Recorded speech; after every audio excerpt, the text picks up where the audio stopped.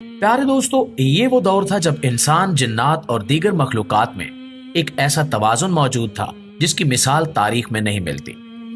حضرت سلیمان علیہ السلام اللہ کے نبی اور عظیم بادشاہ تھے، جنہیں اللہ تعالیٰ نے جنات، پرندوں، جانوروں اور ہوا پر اختیار عطا فرمایا تھا۔ ان کی سلطنت آسمان سے لے کر زمین کی تہوں تک پھیلی ہوئی تھی۔ ان کے حکم پر جنات قلعے بناتے، خزانے نکالتے اور زمین کے دور دراز خطوں کی خبریں لاتے۔ ایسے ہی دنوں میں زمین پر ایک عظیم فتنہ نازل ہوا۔ ایک مخلوق آسمانوں سے زمین پر اتری، نہ وہ فرشتہ تھی، نہ انسان اور نہ جن۔ یہ مخلوق بلند قامت تھی، جس کا جسم کسی پتھر کی مانند سخت اور چمکدار تھا۔ اس کا رنگ ہلکا نیلا، آنکھیں انگاروں جیسی اور آواز ایسے جیسے بجلی گرج رہی ہو۔ لوگوں نے اس مخلوق کو مختلف نام دیے، لیکن وہ نام جو اس نے خود بتایا وہ زارود تھا۔ زارود کوئی اکیلا نہیں تھا، اس کے ساتھ اس کی نسل کی اور بھی مخلوقات تھیں جو ہوا میں اڑتی تھیں، پہاڑوں پر چھپتی تھیں اور راتوں کو انسانوں پر حملہ کرتی تھیں۔ ان کا مقصد انسانوں پر حکومت کرنا نہیں تھا، بلکہ انسانوں کو تباہ کرنا تھا۔ ان کا کہنا تھا کہ انسان ایک کمزور مخلوق ہے جسے زمین پر رہنے کا کوئی حق نہیں ہے۔ یہ مخلوق جب زمین پر اتری تو اس نے انسانوں کی بستیاں اجاڑ دی، دریا خشک کر دیے اور زراعت کو برباد کر دیا۔ بچوں کو اٹھا کر لے جانا، خواتین کو خوفزدہ کرنا اور نوجوانوں کو غلام بنانا ان کا روز کا معمول بن چکا تھا۔ لوگ گھروں میں قید ہو کر رہ گئے، دعائیں مانگی گئیں، آسمان کی طرف نظریں اٹھائی گئیں اور مدد کے لیے پکارا گیا۔ تب حضرت سلیمان علیہ السلام کو اطلاع ملی کہ زمین کے ایک خطے میں خوفناک فتنہ برپا ہے۔ آپ علیہ السلام نے فوراً اپنے دربار میں جناتی فوج کے سالاروں کو بلایا۔ ان میں سب سے زیادہ قابل ایک جن تھا جس کا نام تھا روما۔ روما نہایت وفادار، بہادر اور دانا جن تھا، جو ہزاروں سال سے حضرت سلیمان علیہ السلام کے دربار کا ایک خاص رکن تھا۔ حضرت سلیمان علیہ السلام نے روما کو حکم دیا کہ وہ اپنی فوج کے ساتھ اس مخلوق یعنی زارود کا سامنا کرے، مگر صرف طاقت سے نہیں، حکمت سے کام لے، کیونکہ اس مخلوق کا تعلق کسی اور جہان سے ہے۔ چند دنوں بعد حضرت سلیمان علیہ السلام خود بھی اپنی اڑنے والی سواری کے ذریعے اس مقام پر پہنچے جہاں زارود اور اس کی نسل موجود تھی۔ جب دونوں لشکر آمنے سامنے ہوئے تو زمین کانپ اٹھی، آسمان سیاہ ہو گیا اور فضا میں ایک ایسا دباؤ پیدا ہوا جو انسان برداشت نہ کر پاتے۔ زارود نے حضرت سلیمان علیہ السلام سے بات کی اور کہا، اے نبی خدا، تمہیں ہماری دنیا کی حقیقت کا علم نہیں ہے۔ ہم سزا یافتہ مخلوق ہیں جنہیں آسمانوں سے نکالا گیا ہے۔ ہماری روحیں قید کی جا چکی ہیں مگر جسم ابھی باقی ہیں۔ ہم آزاد نہیں لیکن ہم مجبور ہیں۔ یہ بات سن کر حضرت سلیمان علیہ السلام نے اللہ تعالیٰ سے دعا کی اور اللہ نے ان پر حقیقت کھول دی۔ پیارے ساتھیوں، اصل میں زارود اور اس کی نسل ان بد روحوں کی باقیات تھی جن کا ذکر حضرت ادریس علیہ السلام کی کتاب میں تھا، اور یہی وہ نفیلیم کی باقیات تھی، مگر اب ان کا نام وقت کے ساتھ زارود ہو چکا تھا۔ ان کی شکلیں بدل چکی تھیں مگر روحیں وہی تھیں۔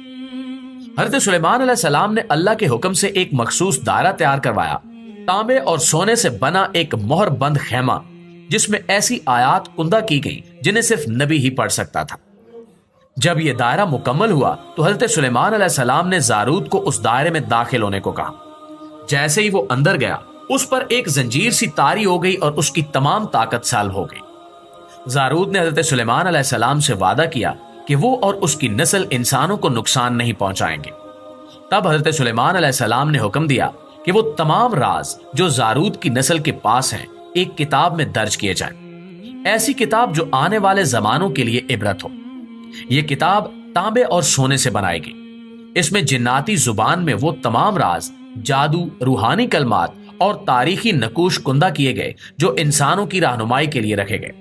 یہ کتاب بعد میں زمین کے ایک گہرے غار میں دفن کر دی گئی۔ پیارے دوستو، ماہرین آثار قدیمہ نے آج سے کچھ ماہ قبل اسی کتاب کو دریافت کیا ہے جو سونے اور تانبے کی چمکدار پرت سے بنی ہوئی ہے اور جسے آپ ویڈیو میں بھی دیکھ سکتے ہیں۔ اب سوال یہ ہے کہ کیا یہ کتاب حقیقتاً حضرت سلیمان علیہ السلام کے حکم سے تیار کی گئی؟ اور سب سے اہم سوال، کیا اس میں درج راز انسانوں کے لیے فائدہ مند ہیں یا یہ فتنہ دوبارہ جاگنے والا ہے؟ تو پیارے ساتھیوں، جب موجودہ دور کے ماہرین نے اس کتاب کو دریافت کیا تو ابتدا میں وہ محض ایک دھات کا پرانا ٹکڑا سمجھ بیٹھے، लेकिन जब इसकी सतह को एहतियात से साफ किया गया तो एक खास चमकदार तहरीर सामने आई। यह तहरीर कोई मौजूदा या आम जुबान नहीं थी, बल्कि यह कदीम जिन्नाती जुबान में थी जिसे खत्ते अलसीम कहा जाता है। यह वही जुबान है जो हजरत सुलेमान अलैहिस्सलाम और उनके खास जिन्नात को आती थी। इसके अलावा तहरीर के साथ चंद नकूश भी कुंदा थे, जैसे कि एक दायरा जिसके अंदर सितारे और चांद बने थे, एक आंख जिससे रोशनी की शुआएं निकल रही थी, और एक ऐसी मखलूक जिसका जिस्म इंसानी मगर चेहरा किसी और दुनिया का था। दोस्तों, जब माहिरीन ने इन तहरीरों को डीकोड करने की कोशिश की तो इन पर एक अजीबो गरीब कैफियत तारी होने लगी। कुछ माहिरीन ने बताया कि किताब के करीब जाने से उन्हें बेखाबी, सर दर्द और अजीब ख्वाबों का सामना होने लगा। एक माहिर ने यहां तक कहा कि उसने ख्वाब में एक बुलंद कामत मखलूक देखी जो उससे कह रही थी, तुमने वो इल्म छुआ है जो तुम्हारे लिए नहीं था, वापस चले जाओ। इसके अलावा उस किताब के पहले बाब में ज़माने कदीम का नक्शा था। उसमें दुनिया की वो शक्ल बयान की गई थी जो हजारों साल पहले थी।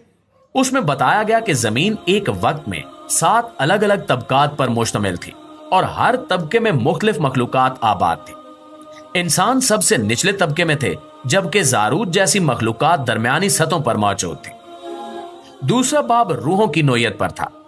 उसमें बताया गया कि किस तरह बदरूहें जिस्मों में हलूल कर सकती हैं और कैसे इन्हें रोका जा सकता है।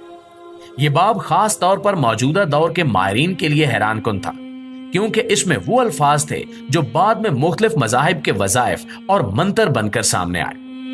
तीसरा और सबसे हैरानकुन बाब आने वाले वक्तों की पेशगोइयां थी। उसमें लिखा था कि दुनिया आहन से चमकेगी और आसमानों में परिंदों के बगैर परवाज होगी। तब वो दौर लौटेगा जब जारूद का इल्म दोबारा जिंदा किया जाएगा। माहिरीन के मुताबिक इससे मुराद जदीद दौर है, जहां हर चीज मशीन है।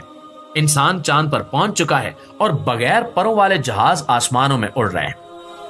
किताब में चंद मखसूस कलमात या मंत्रों का भी जिक्र है, जिन्हें अस्वात कहा गया है। ये वो आवाजें या अल्फाज हैं जिनके जरिए हजरत सुलेमान अलैहिस्सलाम ने बदरूहों और जिन्नात को काबू में रखा था। एक और सफ़े पर नक्शा था जिस पर चंद चमकते हुए दायरे बने हुए थे। उन दायरों के नीचे दर्ज था, खजाने नहीं, इल्म के दरवाजे हैं, जो एक खोलेगा बाकी खुद ब खुद खुलेंगे, मगर हर दरवाजे का पहरा जारूद के कबीले के किसी एक फर्द के सपुर्द है। प्यारे दोस्तों, ये बात हैरत अंगेज है कि इस किताब में जिक्र किया गया कि जारूद की नस्ल मुकम्मल खत्म नहीं हुई, बल्कि उनमें से चंद जागती हुई मखलूक की सूरत में आज भी जमीन के किसी न किसी कोने में कैद है, और जैसे ही इनका राज खोला जाएगा वो दोबारा मुतहरक हो जाएंगे। अब जदीद दुनिया में कुछ लोग इस किताब की तलाश में निकल पड़े हैं। कुछ इसे ताकत हासिल करने का जरिया समझते हैं और कुछ इसे दुनिया काबू करने का जरिया, और कुछ खामोश तमाशाई हैं जो जानते हैं कि यह इल्म फायदे का भी है और तबाही का भी। लेकिन सबसे अहम सवाल यह है कि क्या हम वाकई इस किताब के राजों को समझने के काबिल हो चुके हैं, या ये इल्म हमारे बस से बाहर है, और अगर ये इल्म गलत हाथों में चला गया तो क्या होगा।